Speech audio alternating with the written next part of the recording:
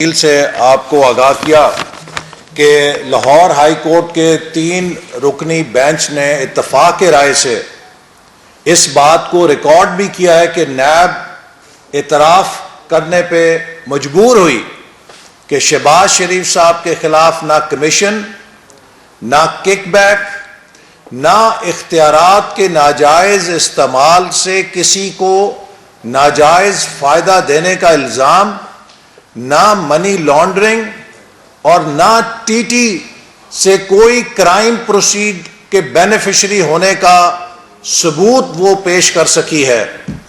تو میں یہ سوال کرنا چاہتا ہوں کہ یہ حکومت جو پچھلے 3 سال سے کردار کشی کر رہی ہے جناب شہباز شریف صاحب کی، اور اسی طرح اس سے پہلے جناب نواز شریف صاحب کی، اور مسلم لیگ نون کے تمام وزراء کی، ایک ایک کر کے سب کی حقیقت قوم کے سامنے آ چکی ہے، اور یہ ثابت ہو چکا ہے کہ اس حکومت کے نیب کے ریفرنس صرف الف لیلہ کی داستان کے علاوہ کوئی حقیقت نہیں رکھتے۔ یہ جھوٹ، بہتان اور الزامات کے اوپر مبنی ہے، چونکہ عمران نیازی خوفزدہ ہے کہ وہ مسلم لیگ نون کی کامیابیوں اور کارکردگی کا مقابلہ نہیں کر سکتا۔ جو کارکردگی پنجاب کے اندر جناب شہباز شریف صاحب نے دکھائی اور جس کا مظاہرہ کیا، اس کا تو ملک کے اندر ہی نہیں، ملک سے باہر بھی سب لوگ اعتراف کرتے تھے، اور پھر انہیں صوبہ پنجاب کے اندر مثالی ترقی دینے کی سزا یوں دی گئی کہ بختر بند گاڑی میں پھینکا گیا، جیل میں ڈالا گیا، ان کے اوپر کیمرے لگائے گئے تاکہ عمران نیازی صاحب ان کو جیل کے سیل میں دیکھ کر آسودگی حاصل کر سکیں۔ آئی بی کے لوگوں کی ڈیوٹیاں لگائی گئیں کہ یہ جیل میں کیا کھاتے ہیں، جیل میں ان سے کون ملتا ہے، لمحہ لمحہ کی رپورٹ عمران نیازی صاحب کو دی جائے۔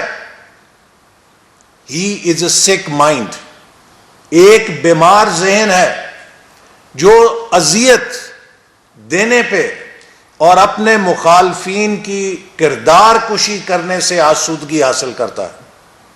میں سوال کرنا چاہتا ہوں کہ وہ حضرت جو آ کے یوں کاغذ لہراتے تھے، وہ ساری والیومز جو 58 والیوم تھیں وہ ردی کی والیوم ثابت ہوئیں، ان میں کوئی ثبوت ہی نہیں تھا۔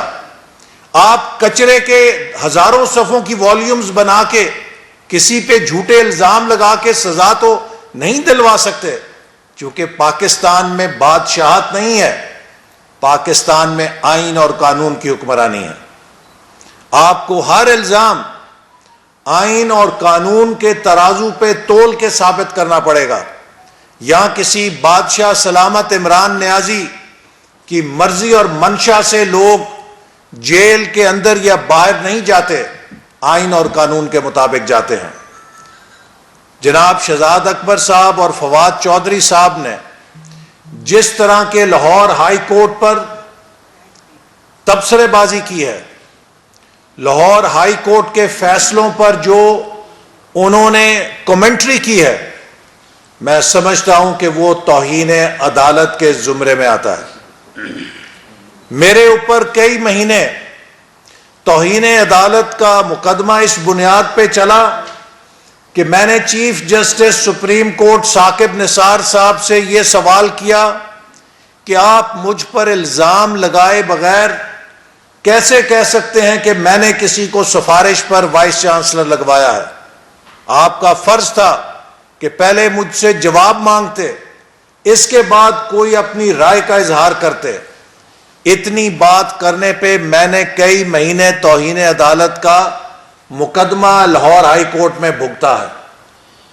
میں ادب کے ساتھ امید رکھتا ہوں کہ وہی وکیل حضرات جنہوں نے مجھ پہ توہین عدالت کے لیے مقدمہ قائم کیا تھا، اب شہزاد اکبر اور فواد چودھری کے ان جارحانہ تبصروں کے اوپر بھی توہین عدالت کا مقدمہ دائر کریں گے۔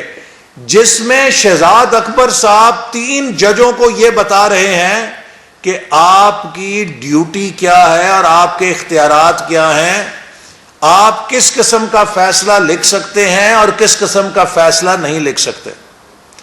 گویا کہ شہزاد اکبر صاحب نے لاہور ہائی کورٹ کو FIA کا ادارہ سمجھ لیا ہے جو ان کی ڈکٹیشن لے کر فیصلے جاری کرے گا، یا اپنا فیصلہ جاری کرنے سے پہلے شہزاد اکبر یا فواد چودھری صاحب سے NOC حاصل کرے گا۔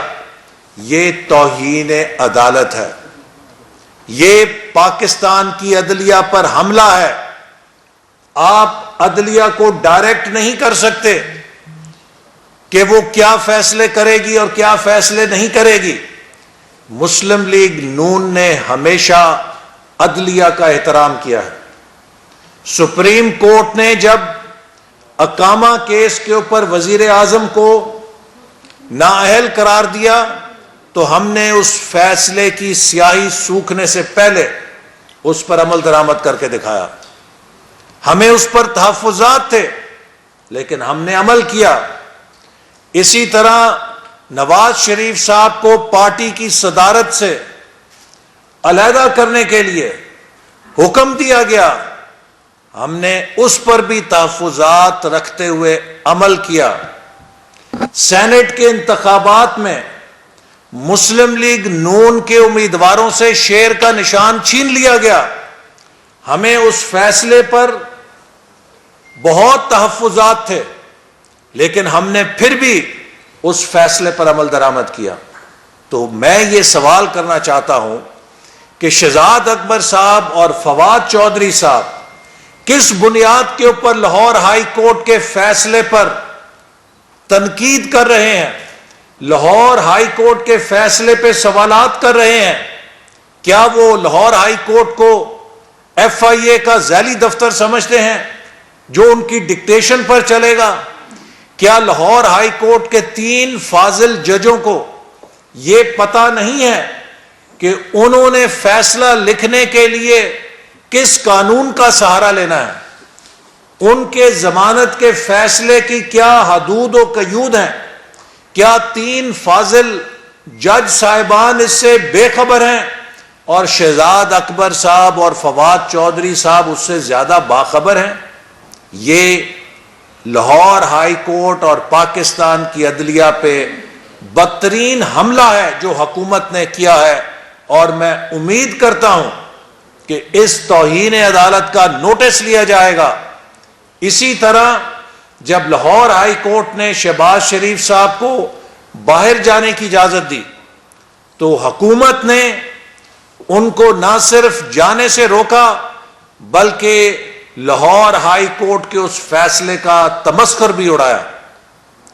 FIA کے نمائندہ کورٹ روم کے اندر موجود تھا جب یہ فیصلہ سنایا گیا، لہذا FIA پابند تھی کہ اس فیصلے کے اوپر عمل کرتی، لیکن جان بوجھ کے حکومت کے ایما کے اوپر ہائی کورٹ کے فیصلے کی دھجیاں اڑاتے ہوئے شہباز شریف صاحب کو روکا گیا، اور اس پر برملا حکومت کے وزراء نے کہا کہ ہم نہیں جانے دیں گے۔ لہذا یہ پاکستان کو ایک بادشاہت بنانا چاہتے ہیں، ہم بادشاہت نہیں بننے دیں گے۔ اس سے پہلے جتنے کیسز مسلم لیگ نون کے ممبرز آف کیبنٹ پہ بنائے گئے، شاہد خاقان عباسی صاحب پہ جو کیس بنایا گیا ردی کا مجموعہ ثابت ہوا، ردی کی ٹوکری میں گیا۔ جو کیس مفتاح اسماعیل پہ بنا ردی کی ٹوکری میں گیا۔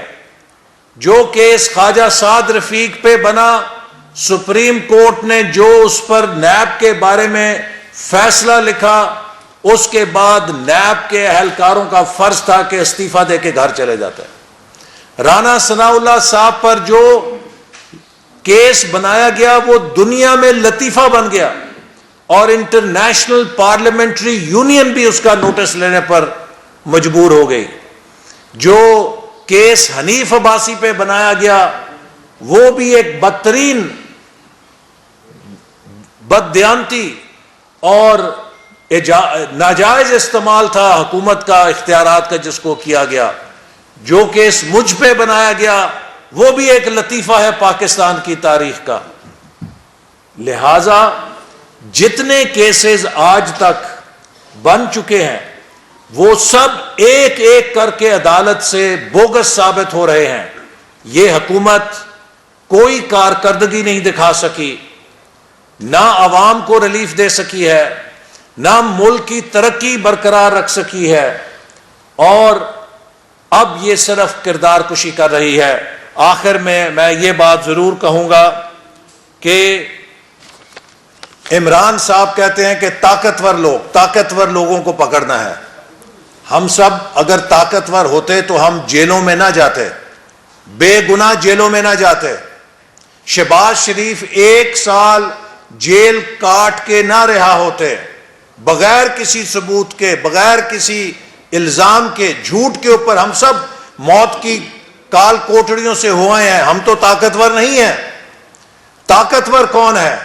طاقتور وہ ہے کہ جو عمران خان کے ایما پہ لوگوں کی جیبوں سے اربوں روپیہ لوٹے، آٹا چوری کرے، چینی چوری کرے، دوائیاں چوری کرے، تیل چوری کرے، LNG چوری کرے، کئی 100 اربوں کا ڈاکہ پاکستان کے عوام پہ ڈالے، اور ان کو کوئی پوچھنے والا نہیں ہے چونکہ ان کے اوپر عمران خان کی چھتری ہے۔ یہ مافیاز طاقتور ہیں چونکہ یہ عمران خان کی ATMs ہیں، عمران خان کے خرچے اٹھاتے ہیں، لہٰذا یہ غریبوں کو لوٹتے ہیں اور پھر آرام سے ملک میں کھلے پھرتے ہیں، ان کو کوئی پوچھنے والا نہیں ہے۔ تو میں سمجھتا ہوں کہ آج پاکستان کے عوام کو پتہ لگ گیا ہے کہ جھوٹ کے پلندے جو عمران خان اور اس کے وزیر قوم کو سناتے تھے، ان کی حیثیت ردی کے پلندوں سے زیادہ نہیں ہے۔ رانا ثناء اللہ صاحب جی آپ ادھر آ جائیں۔